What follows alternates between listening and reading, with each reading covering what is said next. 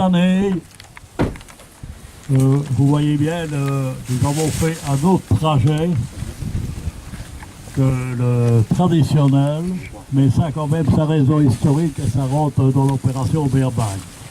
Parce que lorsqu'on évoque Beerbank, ce qui nous vient en tête, c'est l'Odyssée de Van der Heyden, qui a été parachuté au sud de Montjoie et qui a rejoint son Loistel. C'est en général ce que tout le monde retient. En réalité, Beerbank, ça fut bien plus que ça. Prévu début juin 1944, le Belgian SAS régiment au complet devait être parachuté à l'est de la Meuse, dans le but de détruire les lignes de chemin de fer entre la Belgique et l'Allemagne, afin d'empêcher les Allemands d'acheminer des renforts et munitions vers la France. Je passe la Camille, micro à Camille qui va traduire pour nos amis néerlandophones. Eerst en vooral, beste vrienden, beste kameraad, parachutisten, commando's en paracommando's. Je bent hier hartelijk welkom.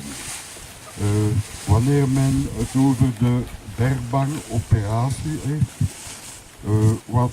waaraan wij onmiddellijk aan denken, zijn de perikelen van luitenant Van der Heyden en van zijn manschappen, die per vergissing in Duitsland geparachuteerd werden achter de Siegfriedlijn. Zo zijn de eerste geallieerde soldaten die in Duitsland geland zijn. Ze gingen over de grens en met hun boussole, wat is dat, hun kompas, door de venen om de DZ te Solwaster in 2 nachten te kunnen bereiken. D'obscures réticences et opposition des milieux gouvernementaux belges de l'autre firent postposer ce projet. Il fallut attendre 7 octobre 1944 pour que 40 SAS, le quart des effectifs, furent parachutés dans notre région sur 4 dizaines, plein de sapins, à Sommeleuse, Borom, Solwaster et au sud de Montjoie. Finalement, le territoire de l'opération Beerbank avait à peu près une longueur de 80 km sur 25 de large. C'est à peu près la zone où ils opéraient, soit 2000 km². Ce n'était pas mal.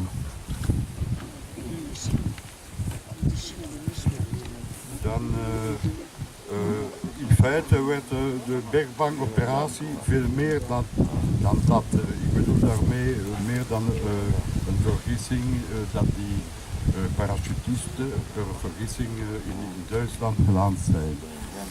Begin juni 1944 moest de Belgian SAS-regiment volledig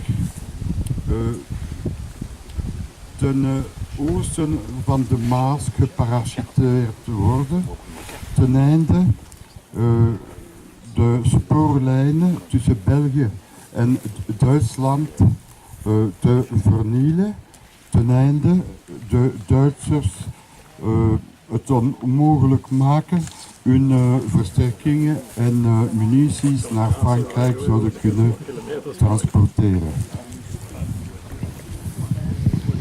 Ja, de zone hier situeert zich op een area van 80 op 25 kilometers. L'opération Beerbank commence modestement le 2 septembre 1944 par le parachutage du commandant Casser et de 4 hommes, dont un seul radio. Il devait être initialement droppé sur la dizaine de Solwaster, mais n'étant qu'à 1500 mètres de la frontière allemande, il était trop dangereux de s'y poser sans comité de réception. Le pilote déclara que s'il n'y avait pas de comité de réception sur Solwaster, il connaissait un terrain près de Burbuy où il parachuterait l'équipe à l'aveuglette. Ce n'est pas loin de Solwaster. Évidemment, ce n'était qu'un quart d'heure en avion. Après avoir pris contact avec la résistance, le commandant Casser, à Sommeuse, récolta des renseignements qu'il fit transmettre par radio. Ayant récupéré le matériel connu par un lieutenant du maquis, qui menait la marche, président le commandant, dont les hommes suivant plus de 100 mètres, ils rentrèrent au camp du maquis. À du tour de chemin, les deux officiers tombèrent nez à nez, avec 4 voitures et une quinzaine d'Allemands. Avertis par un geste du commandant, les parachutistes s'écartèrent du chemin pour se former en position défensive. Des coups de feu retentirent, puis ce fut le silence. Prudemment, les parachutistes regagnèrent le camp. Ils furent rejoints par le commandant qui, fait prisonnier, avait réussi à s'évader. Le lieutenant du maquis perdit la vie dans l'embuscade.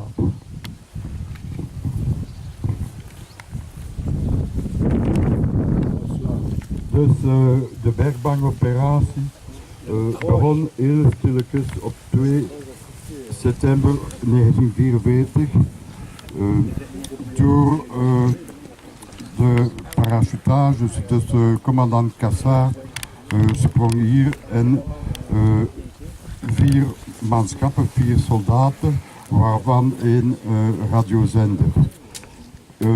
Oorspronkelijk moesten ze gedropt worden op de Dieze te Solwasser. Maar door het feit dat ze maar 1500 meter van de Duitse grens vlogen, was het te gevaarlijk daar te landen zonder receptiecomité. De vliegenier, de piloot, verklaarde dat er geen receptiecomité te Solwasser bestond. Hij kende een mogelijkheid, een terrein in de omgeving van Djurbuy, waar hij zomaar in donker de parachutist zou laten vliegen. Dat is niet ver van Solwasser, beweerde de piloot. Uiteraard, dat was maar een kwartier met een vliegtuig.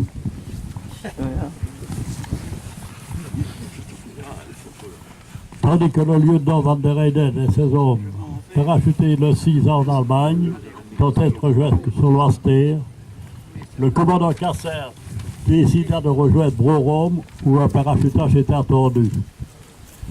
Fin d'après-midi du 9, un message les prévient du passage de 5 avions, dont 3 contenaient des armes pour la résistance. 3 chargements, c'était beaucoup pour la résistance sur place. Le commandant convainquit le chef de réseau d'éteindre les feux après le 2e avion, ce qui ne fut pas chose aisée.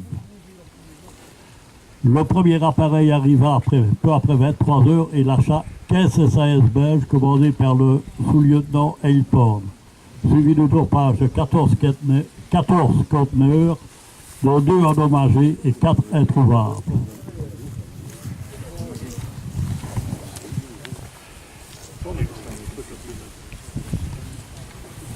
Hier staan wij te Brorom.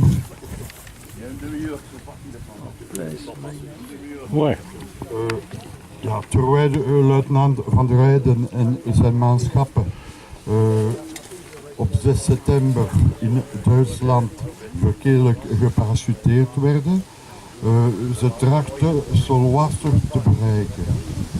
De commandant Cassard besloot naar Brorom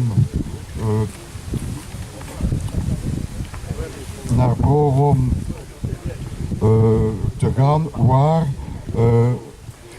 van schermen verwacht werden. Einde van de namiddag van 9 september een boodschap verwittigde van het feit dat er 5 vliegtuigen gingen doorvliegen, waarvan 3 bewapening voor de weerstand vervoerd werd. 3 ladingen, dat was veel te veel voor de weerstanders ter plaatse. De commandant overtuigde de chief van het net, van de réseau van hier, houtvuren of zo, te doven na het tweede vliegtuig. En dit werd helemaal niet gemakkelijk. Het eerste vliegtuig kwam toe iets na 23 uur en liet 15 SAS uit België, gecommandeerd door de onderluitenant Heilpoorn. Nadien werden er 14 containers gedropt, waarvan 2 beschadigd en 4 die nooit teruggevonden werden.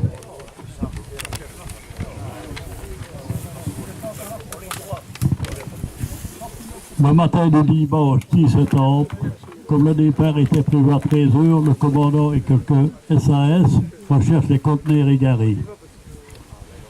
Vers midi, attirés par des coups de feu, ils regagnent la ferme à toute rate, la ferme qui se trouve là dans le Follerie. Les maquisards ayant reçu des armes légères des SAS, l'un d'eux repéré par un véhicule allemand passant sur la route de Daigné, la grande route là derrière, fit feu sur celui-ci. Les Allemands répliquèrent en force. Les parachutistes s'enfoncèrent dans les bois, puis débouchèrent sur la route où circulaient des camions de l'artillerie. Ils bondirent dans un autre bois où ils furent cernés. Les Allemands tirèrent au hasard, les maquisards également. Une fusillade retendit vers l'est. Les parachutistes se dirigent vers la source du bruit, mais tout avait cessé quand ils sont arrivés, avant qu'ils n'aient pu faire quoi que ce soit. L'ennemi semblait se retirer, mais il était trop tard pour dresser des embuscades sur la grande route. On fit les côtes. Un camion capturé, un canot capturé, pardon, un camion détruit, 12 Allemands tués, mais malheureusement 3 résistants, dont un aviateur américain et un prisonnier russe évadé, tués. Et à Brorom, 3 fermes avaient été incendiées et 3 civils fauchés par une rafale de mitrailleuses allemandes en tentant de fuir. Disons.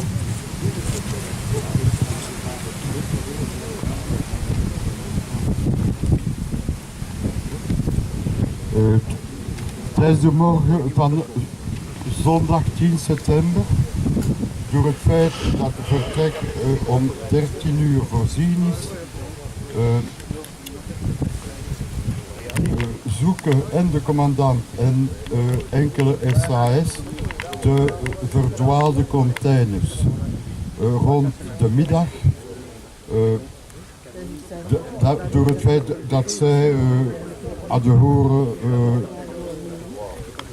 geweren, machinegeweren, een mitrailleur afvuren, komen ze terug naar de boerderij daar ergens, zo vroeg en zo snel als ze konden. De weerstanders kregen lichte bewapening van de SAS. Een van hen werd door een Duitse voertuig gezien, een Duits voertuig, Panzer of zoiets veronderstel ik, die door de baan, die langs de baan van Desnier begon naar onze mannen te schieten.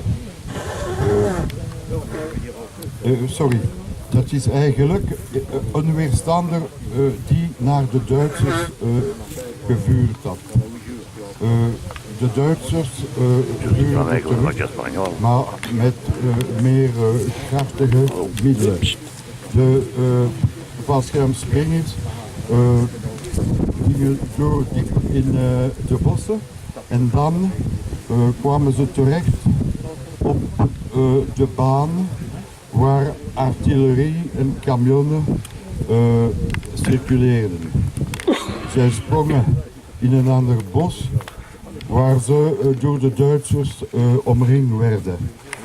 De Duitsers schoten zo links en rechts, zonder eigenlijk weet te doen, hetzelfde wat de weerstanders betrof.